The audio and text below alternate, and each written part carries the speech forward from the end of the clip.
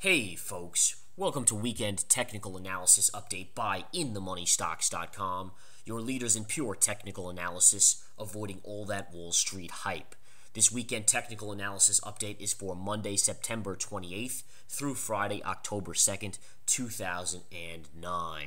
Well, folks, we're going to take a look at the intraday chart from Friday and last Thursday and even part of Wednesday when we hit that high at 108 on the SPY. I want to go over what happened last week, what the keys were to last week, and going forward, really, what are we going to look for next week to decipher where this market's going to go? Are we going to see new lows made here in the near term where we slide lower towards that 100 even number on the SPY, or are we going to rebound back towards 108 on the SPY? I'm going to try to give you as much insight as I can on a technical basis, and we'll discuss what to look forward to next week economic news-wise and so forth. Well, first of all, let's just talk a little bit about what happened on Friday. The markets were lower on Friday, down about 42 points. The NASDAQ was down 17, the S&P down about 6.5. So really about 0.5%, maybe a little more on the NASDAQ, as we saw Research in Motion's earnings really weigh on the index on the NASDAQ, tech-laden NASDAQ. Now, bottom line, the key to last week, folks, and this was an amazing week, really, because we saw a major reversal, which, by the way, was called by my partner to the day, literally to the minute almost. He had talked about that previous to the Federal Reserve meeting, which was on Wednesday. We were going to get the results out on Wednesday. He said, watch for a mega reversal here Wednesday after the Federal Reserve meeting. And he nailed it, and I have to give him credit for that because that's a great call right there. But bottom line is, right here's Wednesday. You can see I'm going to go back to it a little more on the charts. The market rallying right up on the Fed. Right after the Fed comes out, the dollar falls down, the market rips higher, and then all of a sudden we get to a double top, and I'll show you on the 60-minute how this double top M-top possible worked out beautifully. Double top at 108, and I'll show you going back even further. Let's go back here. Watch this. See this on the 923 right here.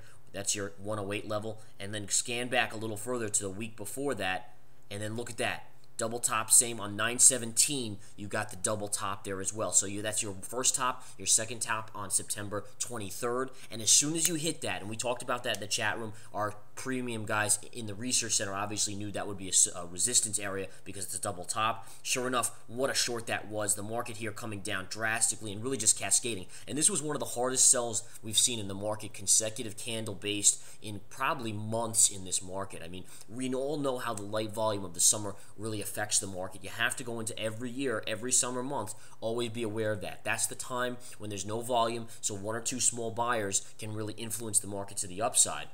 Now, once you get into more volume, like we did over the last portion of the week and even the previous week a little bit, then it starts to be a more natural or more normal market. It's too hard for that to be propped up on a few buyers out there. So keep that in mind. Heavy volume is a truer market. You really see it true because, remember, if you're an individual or a big fund, then you want to prop up the market. It's a lot harder to prop it up when there's 250 million SPY shares trading as opposed to 130 million. 130, you have a lot more impact on the market if you trade 50 million or you are responsible for 50 million of that volume as opposed to if it's 250. Remember that. It's a difference between basically 40% of volume and much, much, much less, anywhere between 10 and 15% of volume. It's big difference. Think about that in percentages. Really a monstrous difference. And that's my point there.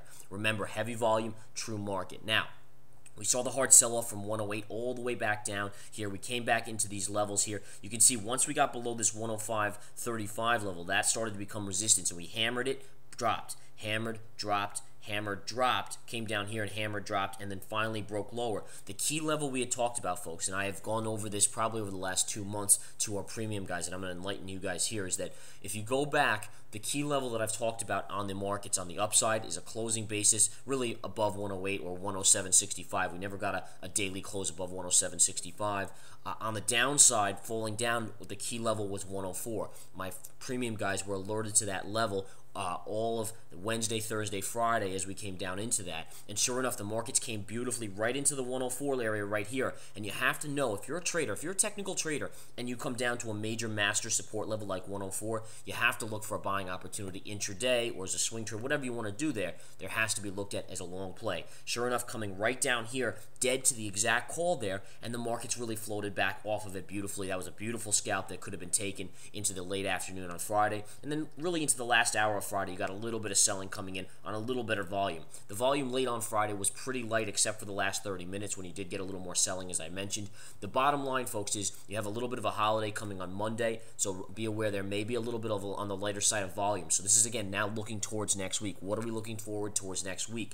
First of all, you have to look towards a little lighter volume possible on Monday, unless there's some big geopolitical unrest that happens between now, Sunday, and Monday.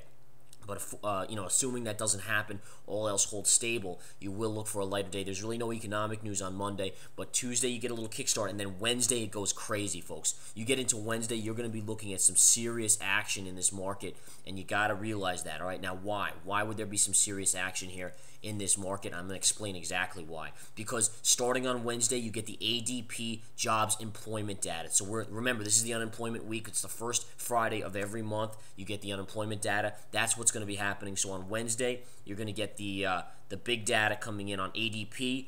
You also get GDP, Chicago PMI. There's a lot of data coming in on Wednesday. Thursday, then you get initial claims. That's always big because we want to know how many people are getting laid off. Is it continuing to drop like the last couple of weeks, little by little, or are we going to see a surge back? Then on Friday's going to be the big day, folks. That's when you're going to start to look for the big numbers to come in here.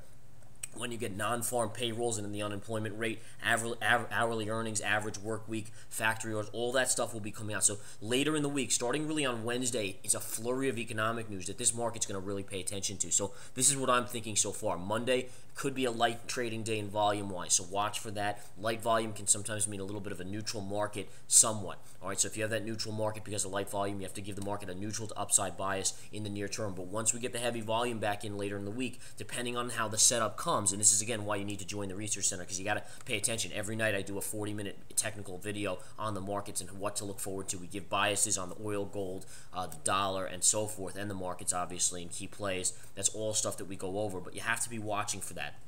All right, your levels on your intraday going forward into next week, I'll discuss those now.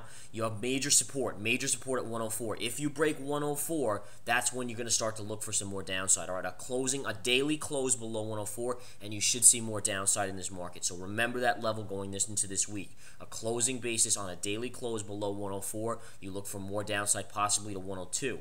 On the upside, if you get through here, really, so you can see the two moving averages, the 20 and the 50, but if you get above that, this pivot high, see this pivot high right here, that'll work as very, very minor resistance on Monday morning or Monday whenever we do hit it. If we get above that level, you're going to go to this high from Friday. The high from Friday being at this 105.37, 105.35 level. If you can clear that, then you have a clear shot to 106. If you get through 106, which is also the 200 moving average, you can see the 200 sloping down there. If you get through that, you're going to head back towards the 106.75 level, and then ultimately back to 107.50-ish, 107.40-ish, and then 108. Those would be your upper range resistance levels to watch intraday during the week, all right? But again, your master levels for next week, a closing basis above 107.65 would be very bullish for this market, and a close below 104 would be very, very bearish, and I would look for both moves, either way, whichever one you close above or below, in that direction should we get a closing point below or above those levels. All right, let's go to the 60-minute. I want to show you this. Here are your master levels I just talked about. So you have your 107.65, 108 level up here. It's also a double top. Remember what to look for here, guys. This is big because you also have an intraday on the 60-minute chart here. Look at this, and we called this out. So we said, guys, watch for a possible M top. And sure enough, check this out. What do we have here? M top, guys. There's your nice M top. Look at that M right here. So a beautiful M top. The question is, are we making a little bit of an A pattern here? How's that working out? We'll have to watch to see how that pattern develops. Remember, an MA pattern is a very bearish pattern, an M pattern is very bearish. You look for the A. A reverse of that would be the WV pattern, which is the opposite, all right? So watch those patterns develop. Now, what you can see here is you can see the massive move up we've had, and I can go quickly to the daily here. We'll quickly look at the daily. Here's your daily chart. The other thing I want to just point out here on your daily chart is you did pierce the 20 moving average on the daily chart right here, so you have to look at that as a little bit of support. If we can get below that, which by the way would also coincide with a master close below the 104 level, then you can start looking for a little bit of more of a down move, possibly to the 102 area on the charts. So watch that next week. But again, I encourage you strongly to come join the chat room.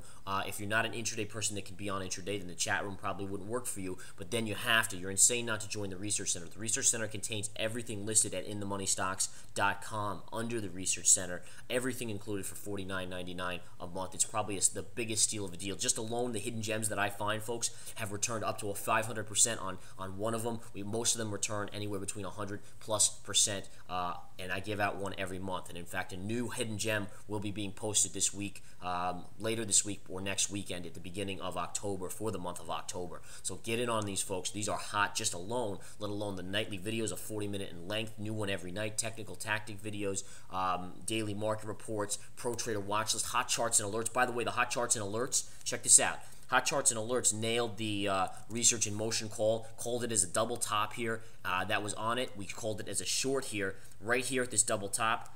And look at the drop on Research in Motion. Research in Motion from the call went out at $85, $85.50, and it now hit a low on Friday of $68.50. Think about that win. Think about that percentage gain. That's all in the Hot Charts and Alerts. Again, all that's included for $49.99. It's ridiculous. Anyways, enough said. Have a wonderful rest of the weekend. We will come and see you all on the free video at midday-ish on Monday, and if not, we hope to see you at the nightly video, which is part of the Research Center on Monday night. Way different videos, by the way, folks. The nightly videos are more of a daily look at the bigger picture to give you a bigger time frame. Take care.